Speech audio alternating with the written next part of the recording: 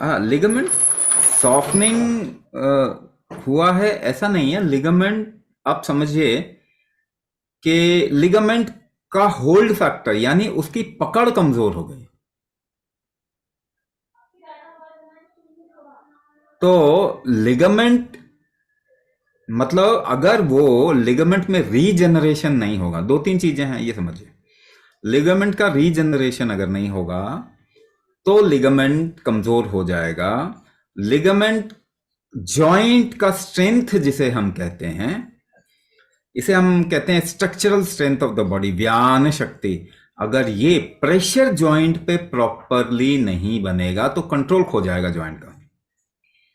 सो ligament loosening कई तरीके के, इसमें बहुत सारी प्रॉब्लम होती है। जैसे आपके ड्रॉप फुट होने लग जाता है कई लोगों को ना, एंकल में ये प्रॉब्लम आती है तो ड्रॉप फुट होता है, कंट्रोल में नहीं आता पाँव जो है। ऐसे ही नी में भी आ सकता है, ऐसे बॉडी मतलब इवन एल्बो में आ सकता है, शोल्डर में आ सकता है, ये कहीं पर भी आ सकता है। तो आप मुझे एक बात बताइए, आप किसी भी चीज को कंट्रोल कैसे करते हैं? तो सबसे पहला मैं ट्रीटमेंट बता देता हूं आपको, लेकिन वो आपको करना पड़ेगा तभी होगा। You want to control, suppose कीजिए आपको कोई खींच रहा है and you want to pull back, आप कंट्रोल करना चाहते हैं उसको। How do you do that? तो जब आप खींचते हैं, ऐसे भी करके देखिए, खींचिए तो अब पता चलेगा, सांस रोक के खींचते हैं ना, you hold your breath and then pull. If your breath hold capacity is less, then you will not be able to control the ligament or the joint basically. तो ब्रेथ होल्ड फैक्टर कमजोर है, पहली बात तो ये, the core issue is this. अब next में आते हैं, ब्रेथ होल्ड फैक्टर कमजोर होता है तो आपका मेटाबॉलिज्म कमजोर होता है। That means your body will not be able to utilize food properly, your metabolic heat in the body will be less. So if the body will not be able to utilize food, there will be a lot of deficiencies in your body and the regeneration factor will be less. Regeneration कम होता है। Next step आते हैं, metabolic heat अगर कम है body में, immune response high होता है। Immune response high होता है।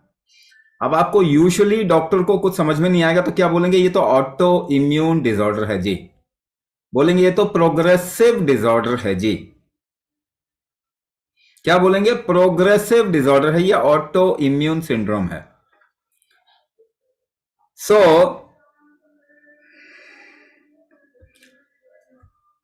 है ना, तो मेटाबॉलिक हीट ठीक नहीं है।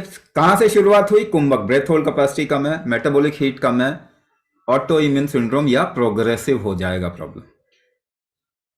क्यों होगा progressive? Because there is no way to reverse it by medicine. Medicine से रिवर्स नहीं होता, it has been caused by medicine. The problem that you are facing is because you have been taking medicine in your life. So whatever problem you have got yourself into is because of medicine. If it is because of medicine, next medicine will be able to cure it. It's a daydream. कभी भी नहीं होने वाला. So with medicine, any progressive disorder cannot be corrected. Now, apart from that, what you will also lose is this, as I said, Vyana factor, the structural integrity of the body. So it comes under neuromusculoskeletal disorder. Structural integrity बढ़ाने के लिए आपने क्या करना पड़ेगा? वापस आएंगे तो देखेंगे, you have to correct the auto immune syndrome और the risk, you have to improve the metabolic factor, then you have to improve the breath hold factor.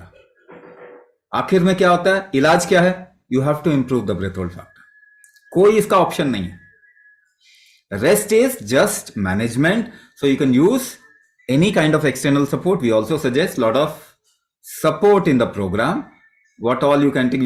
We also suggest taking Ayurvedic support also along with your allopathic support, so that slowly you come out of your chemical medicine, get onto Ayurvedic medicine which will support you, and then you become completely medicine free as your strength factor of the body improves.